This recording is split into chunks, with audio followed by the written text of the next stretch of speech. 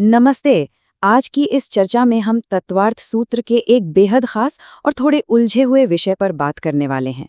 हम समझेंगे कि किसी भी आध्यात्मिक या नैतिक यात्रा में गलतियां होना आखिर इतना स्वाभाविक क्यों माना गया है। चलिए बिना किसी देरी के शुरू करते हैं। तो आज का हमारा एजेंडा कुछ इस तरह है। पहले हम बात करेंगे त्रुटियों के डर की, उसके बाद अतिचार और अनाचार का अंतर समझेंगे, फिर आएगा दिलचस्प विभीषण विरोधाभास, उसके बाद सम्यक दर्शन के 5 दोष और आखिर में किसी गलती के अलग अलग चरण। यह एजेंडा हमारे लिए एक रोड मैप की तरह काम करेगा। पहला भाग है त्रुटियों का डर, आध्यात्मिक प्रतिबद्धताओं की हिचकिचाहट को दूर करना। यह हिस्सा एक बहुत ही आम मानवीय समस्या को सामने रखता है, जो है नियमों को तोड़ने का वो डर जो कदम बढ़ाने से ही रोक देता है। अब यहाँ एक बड़ा सवाल सामने आता है, आखिर लोग व्रत लेने या कोई नैतिक नियम अपनाने से इतना बचते क्यों हैं? असल में डर इस बात का नहीं है कि व्रत क्या है, डर इस बात का होता है कि अगर उसमें कोई दोष लग गया तो क्या होगा, और बस इसी एक डर की वजह से शुरुआत ही नहीं हो पाती। खैर, इस समस्या का समाधान ग्रंथ में एक कमाल के रोजमर्रा के उदाहरण से दिया गया है। सोचिए, क्या कपड़े गंदे होने के डर से कोई कपड़े पहनना छोड़ देता है? बिल्कुल नहीं। व्रत और नियमों का भी बिल्कुल यही हाल है। मामूली गलतियों के डर से प्रतिबद्धताओं से बचना बिल्कुल धूल लगने के डर से नए कपड़े ना पहनने जैसा है। कपड़े पहनेंगे तो गंदे भी होंगे ही ना। आगे बढ़ते हैं भाग 2 की तरफ, अतिचार बनाम अनाचार, आंशिक चूक बनाम पूर्ण पतन। यहाँ इस विश्लेषण में इन गलतियों की गंभीरता को बहुत ही सावधानी से बांटा गया है, क्योंकि देखिए, हर गलती एक जैसी तो नहीं होती है ना। अतिचार और अनाचार के बीच का अंतर समझना बहुत जरूरी है। अतिचार को एक आंशिक चूक समझिए, जैसे साफ शर्ट पर धूल का कोई मामूली सा दाग। इसे आसानी से धोकर साफ किया जा सकता है। वहीं दूसरी तरफ अनाचार का मतलब है जानबूझकर कीचड़ में लोटना, यानी व्रत का पूरी तरह से पतन, और वो भी बिना किसी पश्चाताप के। अब जरा इस टाइमलाइन पर गौर करें। ये दिखाता है कि समय के साथ इंसानी गलतियों का रूप कैसे बदला। भगवान अजीतनाथ के युग में गलतियां ना के बराबर थीं। भगवान आदिनाथ के समय तक आते आते गलतियां हुई भी तो उनकी वजह अज्ञानता या जानकारी का अभाव थी। लेकिन आज का जो समय है, भगवान महावीर का आधुनिक युग, इसे ग्रंथ में वक्र बुद्धि यानी टेढ़ी बुद्धि का युग कहा गया है।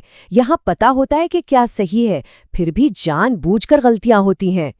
तीसरा भाग है विभीषण विरोधाभास, कर्म कैसे कर्म को नष्ट करता है।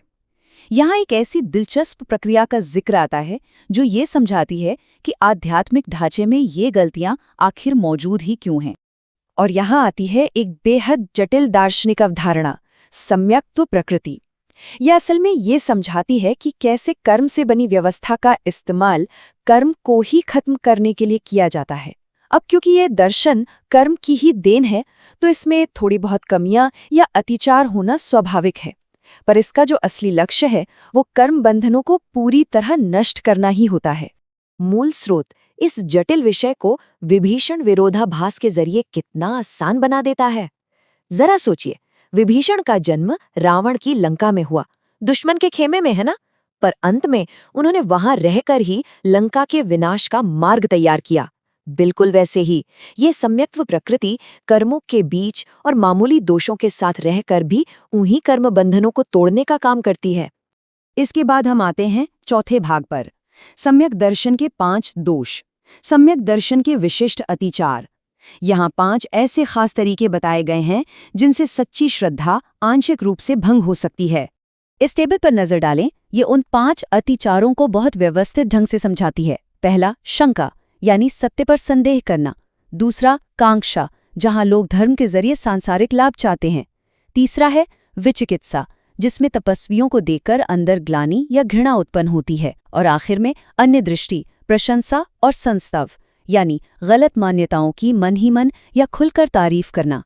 यहाँ ध्यान देने वाली बात यह है कि शंका या लालच जैसे ये छोटे मानसिक बदलाव केवल मामूली दोष हैं, कोई पूर्ण आध्यात्मिक विफलता नहीं।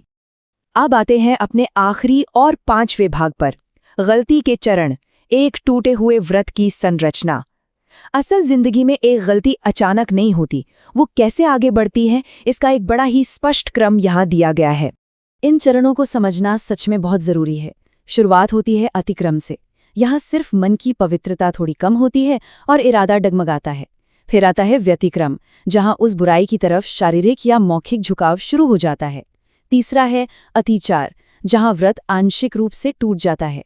और आखिर में अनाचार, जहाँ व्रत बिना किसी पछताव के पूरी तरह खत्म हो जाता है। ग्रंथ काफी स्पष्ट रूप से कहता है कि जब तक चौथे चरण तक नहीं पहुंचते तब तक व्रत पूरी तरह से नष्ट नहीं होता। इसका सीधा सा मतलब है अपनी गलती पहचानने और रास्ता बदलने का पूरा समय होता है हमारे पास। तो इन सबको इतने विस्तार से समझने का फायदा क्या है? फायदा है प्रतिक्रमण। प्रतिक्रमण यानी खुद को लगातार सुधारने की प्रक्रिया। ये विश्लेषण बताता है कि जब हम अपने अतिचार को पहचान लेते हैं तो व्रत के पूरी तरह टूटने से पहले ही उस पर पश्चाताप का मरहम लगाया जा सकता है। इस पूरे दर्शन को दिल से जोड़ने के लिए एक बेहद प्यारी उपमा दी गई है। सोचिए एक माँ की, जो गुस्से में बच्चे को डांट या मार तो देती है, लेकिन उसके दर्द को कम करने के लिए तुरंत उसे गले भी लगा लेती है। बिल्कुल उसी तरह पश्चाताप और प्रतिक्रमण अपनी ही आध्यात्मिक यात्रा के प्रति एक गहरी करुणा का काम है। गलती के बाद खुद को सुधारना, ये एक तरह का आत्मप्रेम ही तो है। तो क्या इस आधुनिक युग में पूर्णता सच में असंभव है? और अगर हाँ, तो क्या निरंतर सुधार ही आध्यात्मिक सफलता का असली मायने है? आज की ये चर्चा एक बड़ा ही गहरा संदेश छोड़ती है। अपनी कमियों और गलतियों को स्वीकार करना कोई आध्यात्मिक हार नहीं है, बल्कि इस वक्र बुद्धि वाले युग में लगातार खुद को सुधारते रहना ही शायद आगे बढ़ने का सबसे ईमानदार और सच्चा रास्ता है।